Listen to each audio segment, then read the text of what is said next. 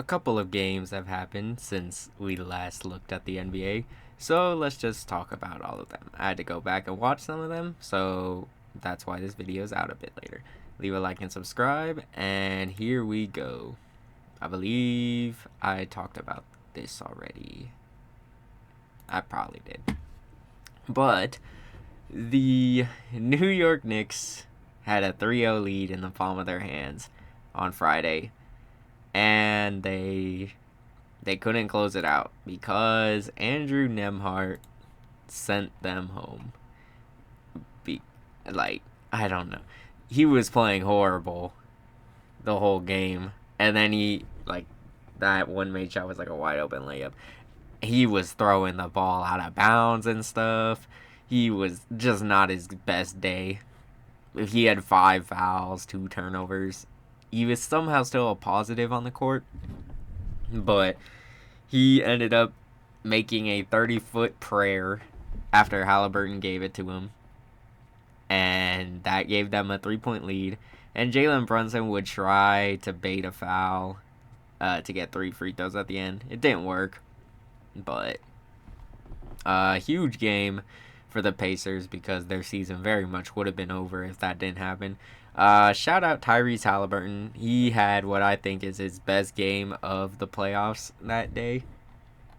And for the Knicks, just rough shooting day from Jalen Brunson. And Dante DiVincenzo was going crazy. I don't know why they turned away from him in the fourth quarter. He didn't get much play. Nuggets responded accordingly, like any championship contenders should respond. They smacked the Timberwolves. It pretty much wasn't close after the first quarter, so nothing to really talk about there.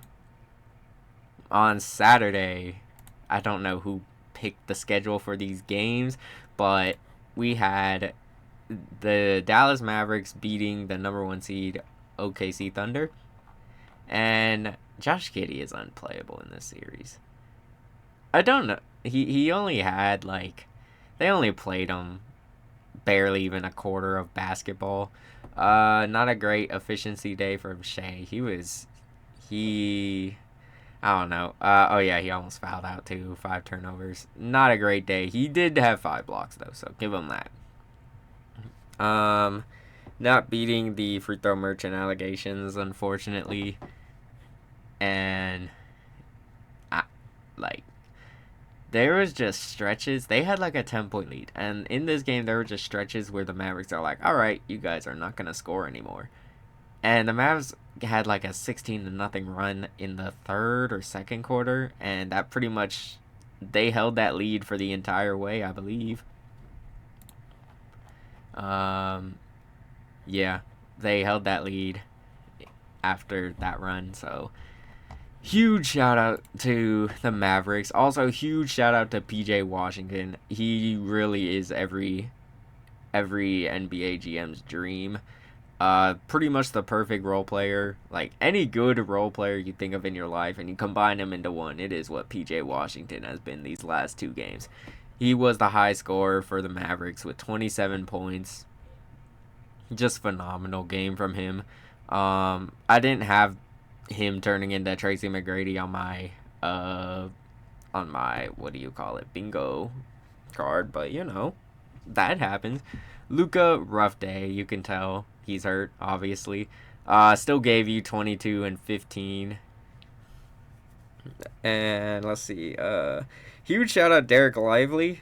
They in the fourth quarter, Mark Doughton or whatever his name is, the Thunder coach, just said let's play Hacka Lively, and he missed a few free throws. Kid called timeout. I believe Kyrie gave him a pep talk, and he hit clutch free throws down the stretch. So I don't know why they just didn't trust their defense. I feel like that would have been smarter, but what do I know? Kyrie had moments where he just looked phenomenal. Huge shout out to Kyrie Irving, obviously. But PJ Washington really did look like he is one of their most important players. They're doing pretty well without Kleba. I thought they'd be struggling more. I actually thought they'd be down 2-1 right now. Yeah, but this series is interesting. And we got the Celtics take care of the Cavs.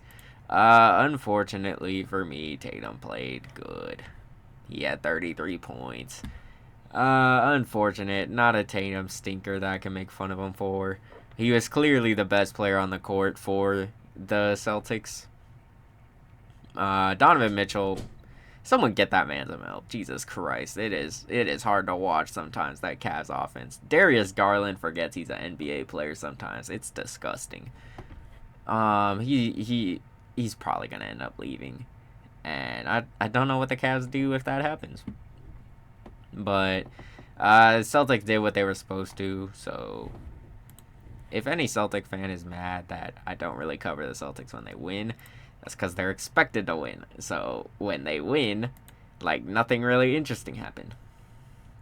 Alright, let's talk about these two games. I'm going to have more to talk about these two because it's fresh in my mind probably. But the Pacers come out and kill the Knicks. Knicks were winning for a bit, and then I believe the Pacers went on like some crazy run. Yeah, as you can see, it got pretty ugly. 12-0 run, I guess. But oh my God, it was a murder. Jalen Brunson, not an efficient day. Not getting foul calls he likes. Not a good shooting day for DiVincenzo. Looked like he used up all his shooting for this game and the last game. Just no one really played good on offense at all. I guess if you're the Knicks, the one bright side is you got to rest all your guys basically, but you're gonna need to win Game 5 on your home court. And everything was just working for the Pacers. They had one of those elite offensive nights that they would have in the regular season. Halliburton didn't even need to play that great. He still played great. Pretty much just everyone played efficiently. It was a team effort today.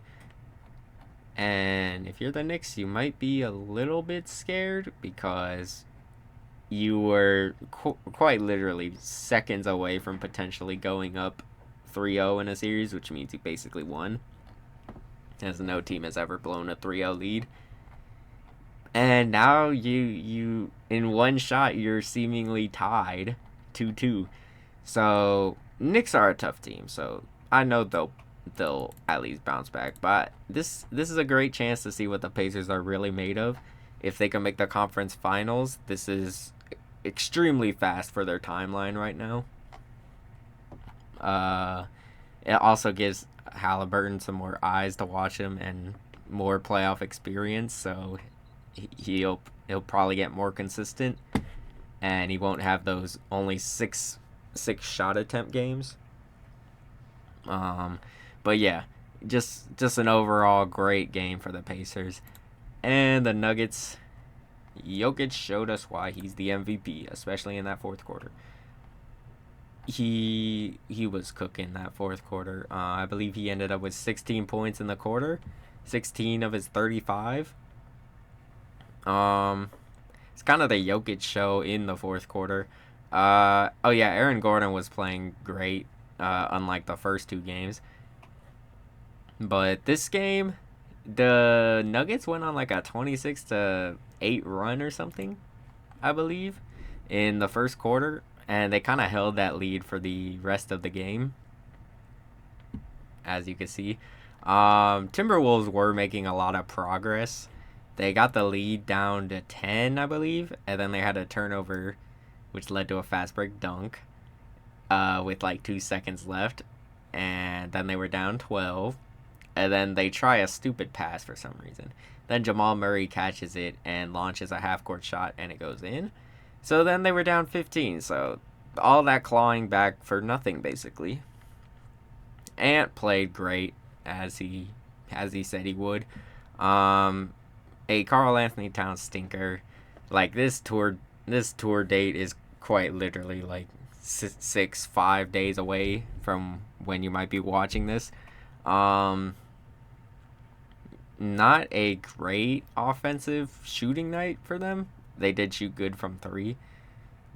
They couldn't hit their free throws, and by they I mostly mean Rudy Gobert. He was not great from the free throw line. Those 4 points were really missed. As you can see, if you just added them, you would you would have been down 4 or something. So not a great day for the Timberwolves as a whole. And now it's looking scary for the Timberwolves. You were up really high because you were up, 2-0 going into your home crowd. You get demolished in game 3, and you lose a pretty good battle in game 4. So it's tied 2-2, all momentum on Denver. Going into Denver, I don't know if that 4-day break really killed them, but it really does feel like it the way that they're playing. I'm rooting for Minnesota just because I like them more, but it's kind of crazy. People were calling Denver wash. I thought it was going to be over because I didn't see the Timberwolves losing 2 in a row at home, and they did. So maybe my prediction of Denver in 7 still stays strong. But on Denver's side, Jamal Murray, he was cooking. He just had his moments basically. Not a great game from him, as you can see, only 19 points. This was mostly the Jokic and Aaron Gordon. Aaron Gordon was found underneath so often. No look passes from Jokic. It was just great stuff to see if you're a Nuggets fan. But on the Timberwolves, someone else is gonna have to score over 20 points if they want to win, because Ant is scoring 44 out of your 107 points. That means there's 63 left to be scored. You need someone else to step up.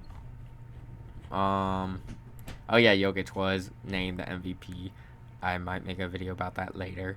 But that's all that really happened this weekend. I've been pretty busy lately, so that's why these videos haven't been daily. But leave a like and subscribe. I'm going to try to keep it updated as possible. And yeah, I'll see you all next time.